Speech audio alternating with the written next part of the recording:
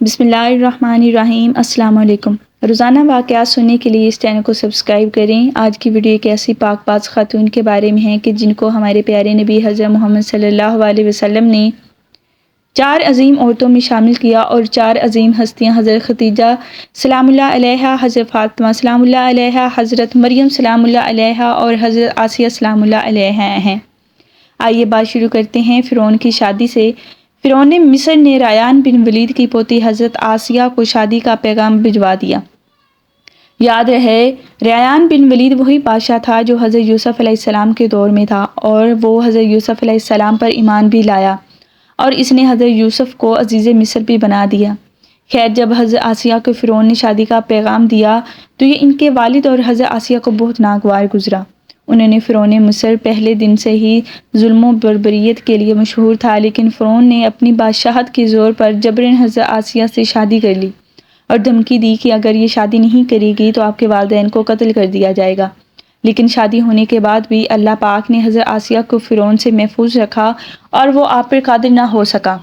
اس بارے میں مفسرین کہتے ہیں کہ شادی کے پہلے ہی رات جب فرعون حضرت آسیہ سے ہم بستری کے لیے کمرے میں گیا تو اللہ نے اس پر نیند کا ایسا غلبہ ڈالا کہ وہ ساری رات ہی سویا رہا۔ کچھ کتابوں میں لکھا ہے کہ اللہ نے فرعون کو نامرد کر دیا، جس کی وجہ سے وہ حضرت آسیہ سے صحبت نہ کر سکا، اور بعض نے لکھا کہ فرعون کو ایک ایسی عجیب بیماری لاحق ہوئی کہ طبیبوں نے اس کو ساری عمر صحبت سے منع کر دیا۔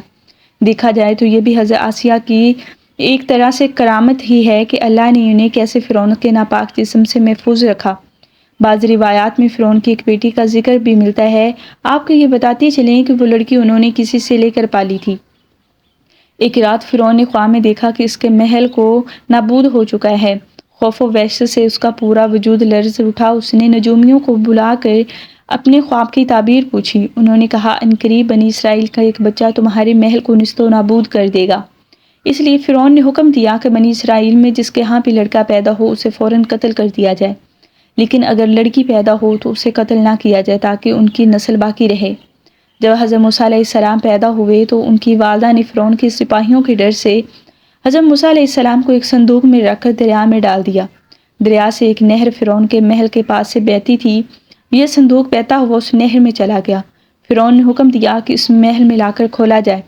جب صندوق کھولا گیا تو اس سے ایک خوبصورت بچہ نکلا۔ پھرتی زبان میں پانی کو منہ اور درخت کو مہ کہتے ہیں۔ یہ صندوق پانی اور درختوں کے درمیان سے پایا گیا، اسی وجہ سے حضرت آسیہ نے رحمۃ اللہ علیہ نے آپ کا نام موسیٰ رکھ دیا۔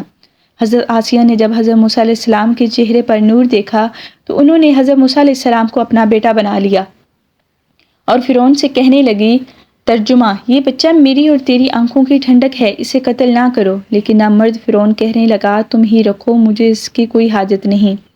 حضرت محمد صلی اللہ علیہ وسلم نے فرمایا، اگر آسیہ کی طرف فرعون بھی اس بات کا اقرار کرتا کہ یہ بچہ اس کی آنکھوں کی ٹھنڈک ہے تو ضرور اللہ پاک اسے ہدایت عطا فرما دیتا، جیسے آسیہ کو عطا فرمائی۔ حضرت آسیہ علیہ السلام اللہ علیہا نے اللہ پاک قرآن مجید میں عورتوں کے لیے نمونہ بھی قرار دیا۔ حضرت آسیہ شادی کے پہلے دن ہی فرعون کے ظالمانہ اور کافرانہ اقدامات کے خلاف پہاڑ بن کر کھڑی رہیں۔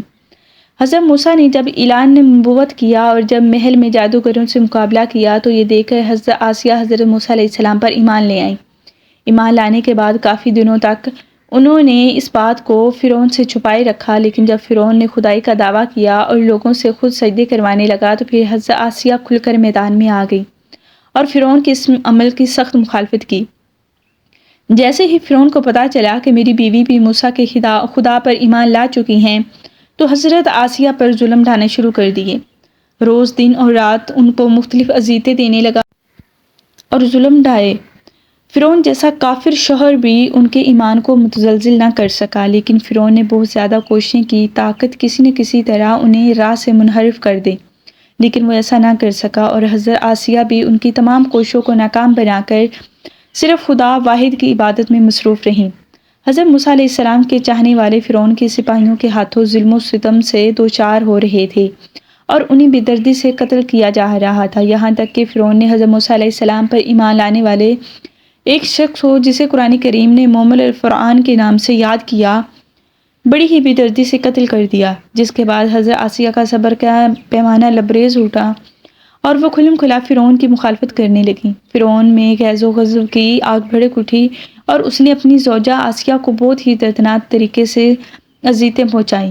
اس ظلم نے ان پر بڑے بڑے عذاب نازل کیے اور ان کو بہت زیادہ مارا اور زد و کوب کیا، اور حضرت آسیہ رضی اللہ تعالیٰ عنہا کے چاروں ہاتھوں پیروں میں کیل لوہے کے ٹھوک کر انہیں کونوں میں اس طرح جکڑ دیا کہ وہ ہل بھی نہیں سکتی تھیں، اور بھاری پتھر اب ان کے سینے پر رکھ کر ان کو ریت پر دھوپ میں لٹا دیا اور پانی بند کر دیا۔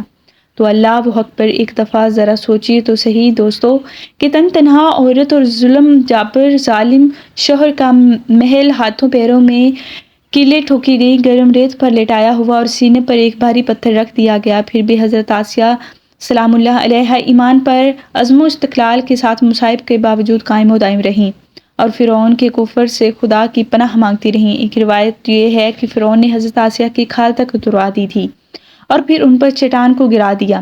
اللہ اکبر۔ آپ کا مزار انوار مصر میں ہی واقعہ تاریخی انسانی میں حضرت آسیہ کا ایمان پر قائم رہنا ان کا صبر اور عزم و استقلال کی ایک بہت بڑا درس ہے۔ اس میں کوئی شک نہیں کہ عورت کے اندر جتنی طاقت موجود ہوتی ہے وہ ہر طرح کے ظلم و ستم کے آگے پہاڑ بن سکتی ہے۔ اللہ پاک سے دعا ہے کہ ہم سب کے بے حساب مغفرت فرمائے اور بروز قیامت ہمارا شمار برگزیدہ بندوں میں ہو جائے۔ اے اللہ پاک، حضرت آسیہ کے صبر اور عزم و استقلال کے واسطے ہماری دعائیں قبول فرما لے۔ مزید ایسی ویڈیوز دیکھنے کے لیے میرے چینل کو سبسکرائب ضرور کریں اور ویڈیو کو لائک بھی کریں اور شیئر بھی کریں۔ اللہ تعالی ہم سب کی دعائیں قبول فرمائے، آمین۔